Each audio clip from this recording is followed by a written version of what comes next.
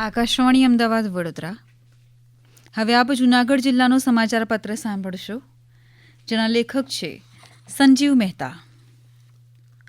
હર હર મહાદેવ અને ઓમ નમઃ શિવાયના જાપ સાથે ધર્મનગરી જૂનાગઢમાં પણ પવિત્ર શ્રાવણ માસનો પ્રારંભ થયો છે. નાના મોટા શિવ મંદિરોમાં શ્રાવણ મહિનાના પ્રથમ દિવસથી જ લઘુરુદ્ર, રુદ્રી અભિષેક અને વિશેષ પૂજા સાથે શિવભક્તોએ ભોળાનાથની આરાધના શરૂ કરી છે. ગિરનાર ક્ષેત્રના અધિષ્ઠાતા દેવ તરીકે પૂજાતા ભવનાથ મંદિરે વહેલી સવારે 5 કલાકે શંખનાદ સાથે મંદિરના દ્વાર ખુલ્યા હતા. તો એ જ રીતે સુપ્રસિદ્ધ માંગનાથ મહાદેવ ખાતે શ્રાવણ માસના પ્રથમ દિવસે શિવજીના ચાંદીના મહોરાની પ્રાણ પ્રતિષ્ઠા વિધિ કરવામાં આવી હતી. પ્રતિ સોમવાર દીપમાળા શૃંગાર અને મહાઆરતી સાથે શિવભક્તો 1 માસ સુધી શિવમય બનશે. આ પૂર્વે અષાઢી બીજ નિમિત્તે ભગવાન જગન્નાથજીની રથયાત્રાનો લાભ પણ ભાવિકોએ લીધો હતો. ભગવાન જગન્નાથ, ભાઈ બલરામ અને બહેન સુભદ્રાના રથને દોરડા વડે ખેંચીને મહિલાઓએ ગોપી ભાવે ભગવાન કૃષ્ણની આરાધના કરી હતી. બીજી તરફ ભેંસાણ તાલુકાના પરબધામ ખાતે તેમજ મજેવડી ગામના દેવતણખી દાદાના સ્થાનકે અષાઢી બીજનો મેળો અને પરંપરાગત ધ્વજારોહણ, પૂજન અર્ચનના કાર્યક્રમો ઉજવાયા હતા. અષાઢ સુદ પૂનમે ગુરુ શિષ્યની પરંપરા પણ અહીં ઉજાગર થઈ હતી. ભવનાથ ક્ષેત્રમાં આવેલ નાના મોટા ધર્મસ્થાનોમાં ગુરુ પૂર્ણિમા નિમિત્તે ગુરુપૂજન અને સંતવાણી ભોજનના કાર્યક્રમમાં સૌરાષ્ટ્રભરમાંથી સેવકો ઉમટી પડ્યા હતા અને પોતાના વંદનીય ગુરુને ગુરુદક્ષિણા આપીને ગુરુ પૂર્ણિમાની ઉજવણી કરવામાં આવી હતી. સૌભાગ્યવતી મહિલાઓ દ્વારા એવ્રત જીવ્રત વ્રત ઉજવાયું હતું, તો કુમારિકાઓ દ્વારા ગૌરી વ્રત અને જયા પાર્વતી વ્રતમાં શિવ પાર્વતીની પૂજા વિધિ કરવામાં આવી હતી.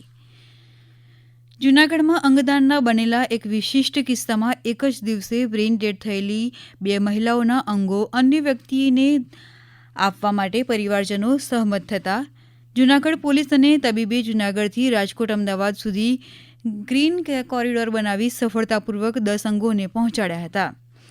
આમ એક જ દિવસમાં 2 મહિલાઓના અંગદાનની ઘટનાથી લોકોમાં અંગદાન પ્રત્યે જાગૃતિ આવી હોવાની પ્રતીતિ થઈ રહી છે.